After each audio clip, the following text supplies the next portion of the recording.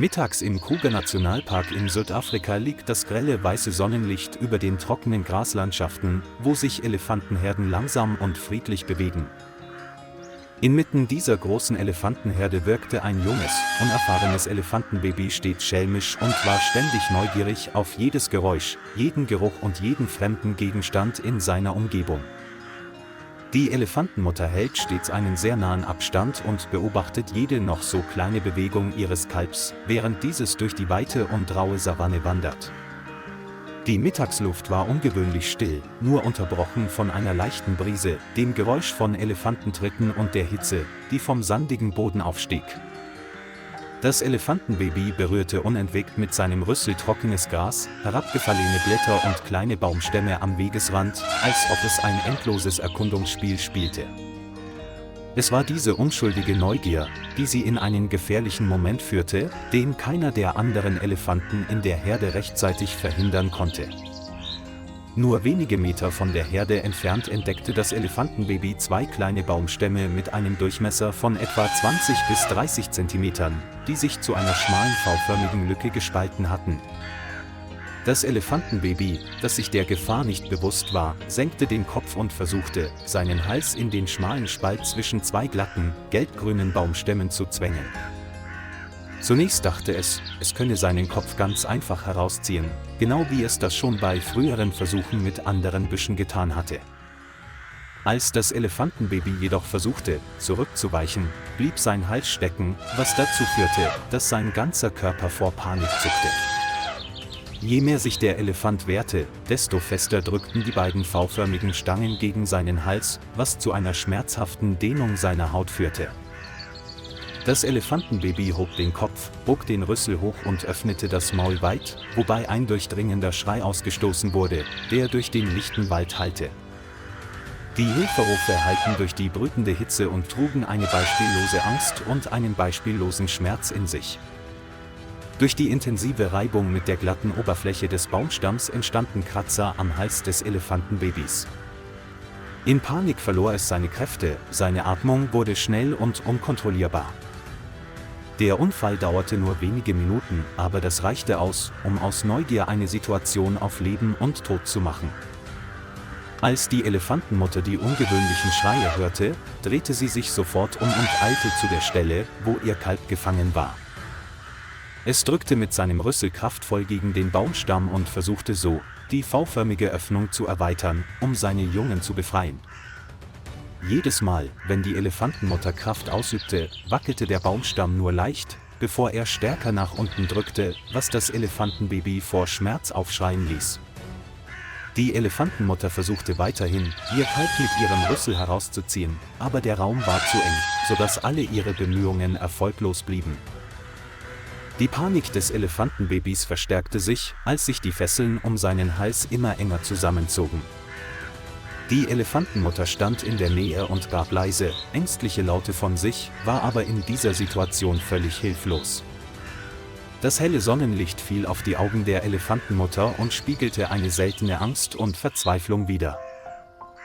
Die gesamte Elefantenherde blieb in der Ferne stehen, aber keiner konnte nahe genug herankommen, um zu helfen. Die Elefantenmutter konnte nur neben ihrem Kalb stehen und es vor jeglicher anderen Gefahr schützen, die entstehen könnte. In diesem Moment reichte selbst die stärkste Mutterliebe nicht aus, um die Härte der Natur zu überwinden. Zur gleichen Zeit patrouillierten zwei Ranger, Daniel Okoro und Lukas Meyer, mit ihrem Jeep im nördlichen Teil des Kruger-Nationalparks. Mitten in der sengenden Mittagshitze hörten sie überrascht den lang anhaltenden Schrei eines Elefanten, der sich deutlich von den Lauten normaler Kommunikation unterschied. Daniel bremste den Wagen ab, und beide lauschten, wobei sie schnell die Quelle des ungewöhnlichen Geräusches ausfindig machten. Als sie sich näherten, sahen sie eine Elefantenmutter, die still stand und unaufhörlich Alarmlaute von sich gab. Der Anblick, der sich ihnen bot, ließ beide fassungslos zurück. Das Elefantenbaby war zwischen zwei schmalen, V-förmigen Baumstämmen eingeklemmt. Der Hals des Elefantenbabys war fest zusammengedrückt, sein Maul weit aufgerissen, es schrie um Hilfe, und sein Rüssel war vor Schmerzen eingerollt.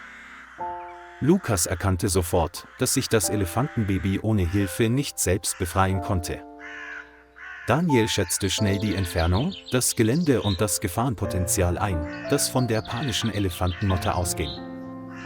Sie begriffen, dass die Zeit gegen das erschöpfte Elefantenbaby arbeitete. Nach kurzem Austausch beschlossen die beiden Ranger, eine Notfallrettung durchzuführen. Um die Sicherheit von Mensch und Elefantenbaby zu gewährleisten, schlug Daniel vor, die Elefantenmutter vorübergehend zu betäuben. Lukas bereitete das Betäubungsgewehr vor, während Daniel einen sicheren Abstand einhielt und die Reaktion der Elefantenmutter beobachtete. Die Betäubungsnadel wurde präzise abgefeuert und bohrte sich in die dicke Schulter der Elefantenmutter. Die Elefantenmutter wich einige Schritte zurück und wandte dabei instinktiv ihren Rüssel ihrem Kalb zu. Nach etwa 30 Sekunden werden die Wirkungen des Medikaments spürbar. Die Elefantenmutter sank langsam in den Sand, ihr massiger Körper lag still in einem sicheren, bewusstlosen Zustand da. Daniel überprüfte schnell die Atmung des Elefanten, um sicherzustellen, dass die Elefantenmutter nicht in Gefahr war.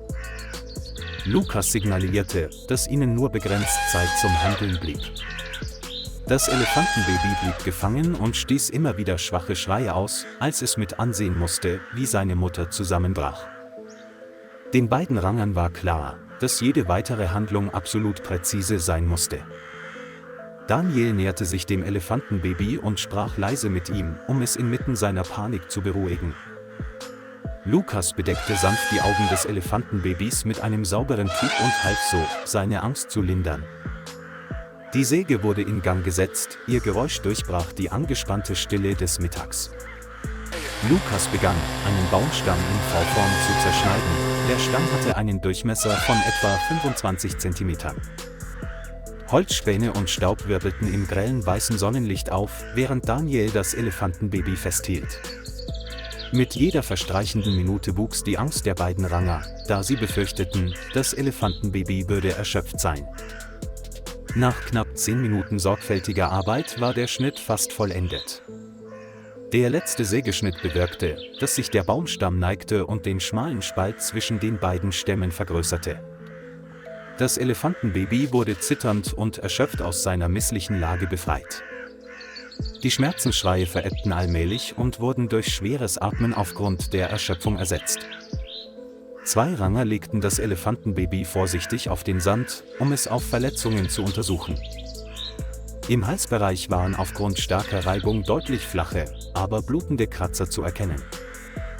Daniel reinigte jede Wunde sorgfältig mit einer antiseptischen Lösung.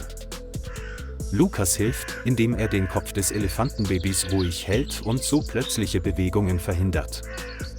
Nach der Desinfektion der Stelle wurde die verletzte Haut mit einem leichten Verband geschützt. Das Elefantenbaby lag still da, seine Augen wurden allmählich weicher, als der Schmerz nachließ.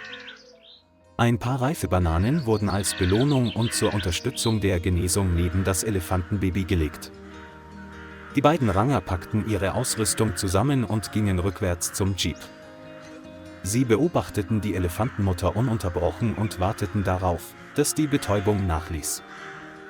Der gefährlichste Moment der Rettungsaktion ist vorüber. Wenige Minuten später begann sich die Elefantenmutter zu bewegen und stand langsam auf dem heißen Sand auf. Als die Elefantenmutter ihr Kalb aus der Baumspalte auftauchen sah, stieß sie einen leisen, erleichterten Laut aus. Das Elefantenbaby stand auf, stürzte sich sofort auf die Bananen und verschlang sie gierig vor Hunger und Durst. Die Elefantenmutter berührt sanft mit ihrem Rüssel den Hals ihres Kalbs, als wolle sie prüfen, ob es noch Schmerzen hat. Mutter und Tochter standen eng beieinander und teilten schweigend Bananen. Das weiße Sonnenlicht fiel auf ihre staubbedeckten Körper und schuf eine seltene Szene der Wärme. Daniel und Lukas beobachteten das Geschehen aus der Ferne, ein erleichtertes Lächeln auf den Gesichtern nach der erfolgreichen Rettung. Es gab keinen Jubel, nur die stille Zufriedenheit der Naturschützer. Die Elefantenmutter wandte ihren Kopf der Herde zu und bedeutete ihnen beiden, zu gehen. Das Kalb folgte seiner Mutter, wenn auch langsam, aber sicher. Die beiden Ranger stiegen in den Jeep, starteten den Motor und verließen leise das Gebiet. Aus der Ferne sahen sie, wie die Elefantenmutter und ihr Baby wieder zur wartenden Herde stießen. Unter der gleißenden Mittagssonne kehrte die gewohnte Stille in die Kruger Graslandschaft zurück. Die Elefantenspuren im Sand zeugten von einem Moment auf Leben und Tod, der gerade vorüber war. Die Natur war unerbittlich, doch menschliches Mitgefühl griff rechtzeitig ein. Die Rettungsgeschichte endet und hinterlässt ein Leben, das inmitten der afrikanischen Savanne weiterhin gedeiht.